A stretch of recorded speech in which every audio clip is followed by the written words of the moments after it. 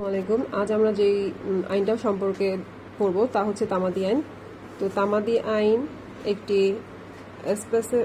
Procedural ল। তো আমরা বার কাউন্সিলে যে সমস্ত 7টা আইন পড়ব তার ভিতরে 3টা ল হচ্ছে শুধু সাবস্টেন্টিভ ল বা মূল আইন, আর বাকি যেগুলো আছে সবগুলো প্রসিডিউরাল ল। তো 3টা আইনের ভিতরে সুনির্দিষ্ট প্রতিকার আইন হচ্ছে সুনির্দিষ্ট প্রতিকার আইন, দণ্ডবিধি, আর হচ্ছে বার কাউন্সিল রুল যেটা আছে।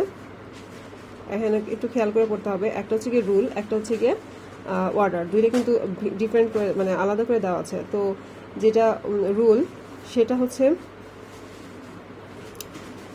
যেটা হচ্ছে যেটা হচ্ছে ওয়ার্ডার, সেটা হচ্ছে গিয়ে সাবস্টেন্টিভ ল বা মূল আইন। তো 3টা জিনিস হচ্ছে গিয়ে সাবস্টেন্টিভ ল, একটা হচ্ছে গিয়ে দণ্ডবিধি, একটা হচ্ছে সুনির্দিষ্ট প্রতিকার আইন, আর বার কাউন্সিলের রুল যেটা ওয়ার্ডার যেটা আছে, বার কাউন্সিলের ওয়ার্ডার। এই 3টা হচ্ছে গিয়ে সাবস্টেন্টিভ ল বা মূল আইন, আর বাকি যেগুলো আছে সবগুলো প্রসিডিউরাল ল। এটা সহজে মনে রাখার একটা সিস্টেম। তামাদি আইনের 1908 সালের যে আইনটা আছে সেই আইনটার প্রকাশ পায় হচ্ছে গিয়ে 7ই আগস্ট 1908 সালে। এটা 9 নম্বর আইন, কার্যকর করা হয় 1 জানুয়ারি 1909 সালে। তো এটার সেকশন আছে হচ্ছে কেউ বলে 29টা, কেউ বলে 32টা। আসলে 29টা পর্যন্তই কারেক্ট, এবং 32টা আগে ছিল কিন্তু অনেকগুলো বাতিল হয়ে গেছে। তো আজ আমি যে ধারাগুলো আপনাদের সাথে আলোচনা করতেছি, এগুলো সবসময় যদি আমরা যারা কাজ করছি বিভিন্ন কাজের ফাঁকে ফাঁকে এগুলো যারা ছেড়ে রাখবো, আশা করতেছি সকলের উপকার হবে।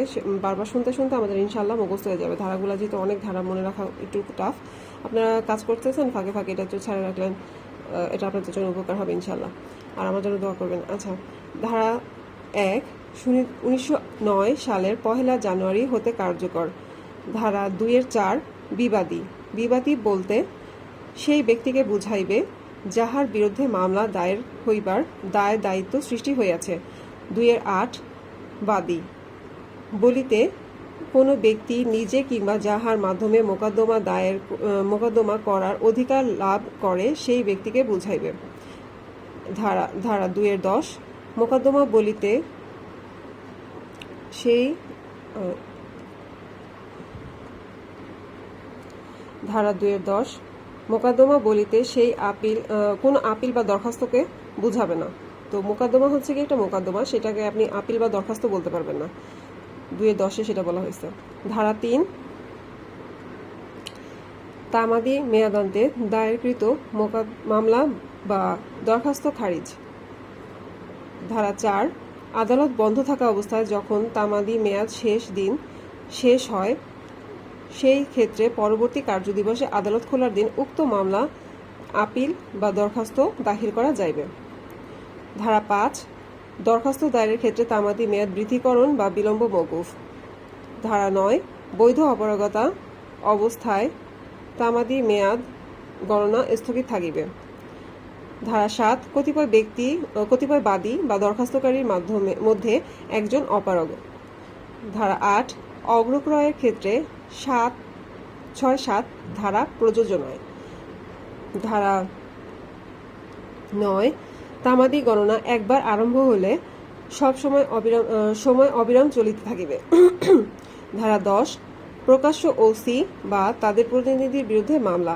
ধারা 11 বৈদেশিক চুক্তির উপর মামলা। ধারা 12 আইনানুগত কার্যধারার যেই পরিমাণ সময় গণনা হইতে বাদ যাইবে। আবার ধারা 12 আইনানুগত কার্যধারায় যেই পরিমাণ সময় গণনা হইতে বাদ যাইবে।